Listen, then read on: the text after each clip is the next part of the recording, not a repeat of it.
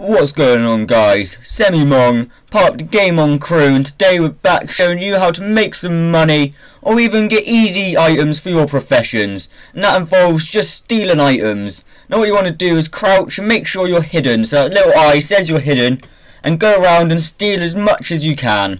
So I'm in the blacksmith at the moment, stealing all the great swords, jumping around trying to get the best angle to see if I can grab them. I grab as much as I can, and you'll want to too. So the blacksmith's a good source of swords, maces, all the weapon items, and if you actually go down to the market where I'm going now, you'll be able to go to the weapon store, and if you stay hidden, you'll be able to steal quite a lot. So I'm just going to let the game run through for a bit, show you what I've done.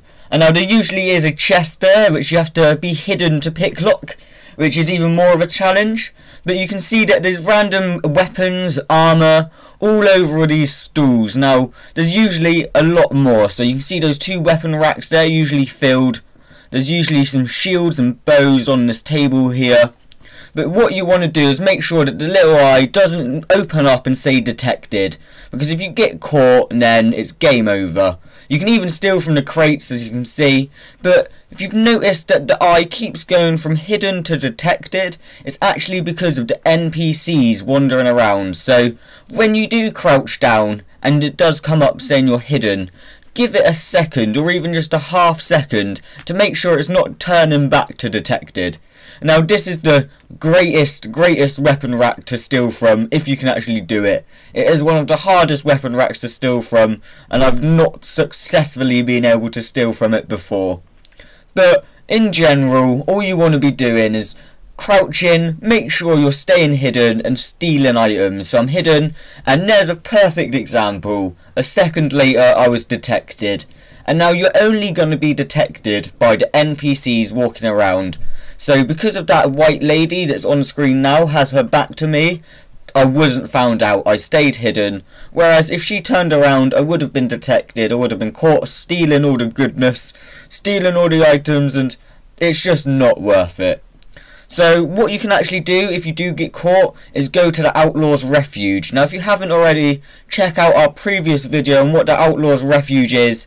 It's just an easy way to sell your stolen items and hide out from the guards if you've been caught stealing or have a bounty on your head.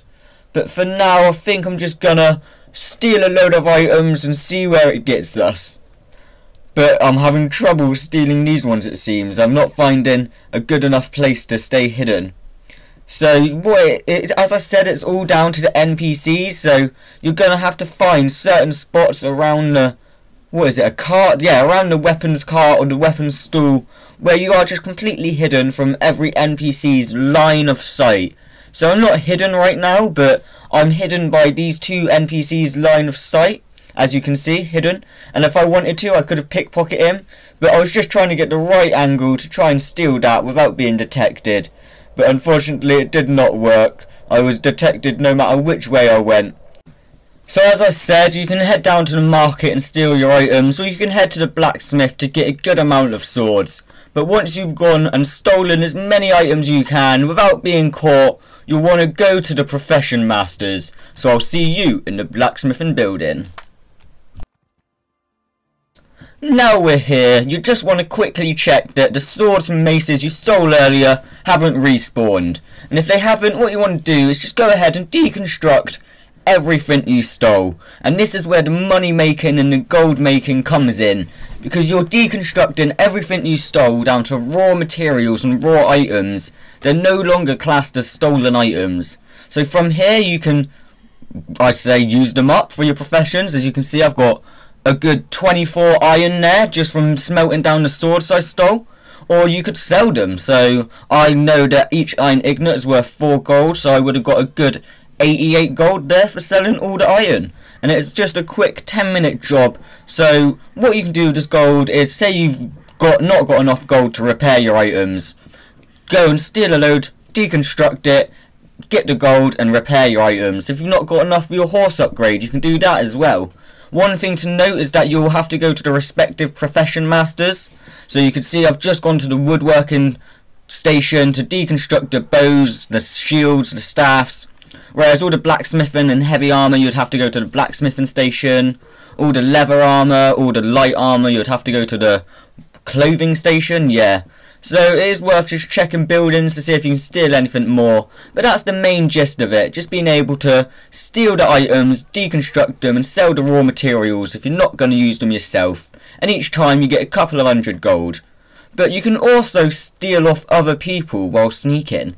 So I'm going to show you how to pickpocket people and the best people to pickpocket. And now one of the best examples is someone like this who stood with their back to a corner who won't have line of sight on you. And now what you want to do is, I did rush it a bit there, is actually wait until the pickpocket chance is turning green. So I had a 50% chance there, but it was highlighted red. If you wait a few seconds, you'll see that the percent chance turns green. And now this is actually your optimal chance to steal off someone. So if we just try it on this guy, his head's poking out. You can see that I did try just a second ago and he became suspicious. So this actually blocks us from being able to steal off of him. But once that percentage chance turns green, that means you have the best odds to steal off of someone.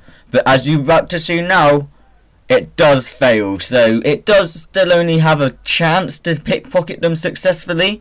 Meaning that if you've done this straight away without deconstructing your items, you're going to have a bounty on your head. And if you get caught by a guard, all of those items you just stole from the market, they're all gone. So yeah, make sure you deconstruct items before you actually pickpocket people. And now the reason I'm showing you how to pickpocket is simply because if you pickpocket people, you either get a simple white item or you can get an uncommon green item. And you can take this to the Outlaws Refuge, and actually sell it to the fence for half the price. So each white item's another 15 gold coins on top, whereas each green item's another 50 gold coins on top. Because the green item does start off at 100 coins and the white one does start off at 30, but as I said, it's 50%, it's only half. And now another thing to note is just to watch out, as each successful pickpocket, the percentage chance does go down. So I pickpocketed him at 50% and then if I did it successfully, that percentage chance would have gone down to 30%. But yeah, if you've got enough targets to pickpocket, you might as well do it. But I've been your guy, Semi-Mong. I hope you enjoyed this gold making guide, and I'll see you on the next video. Bye!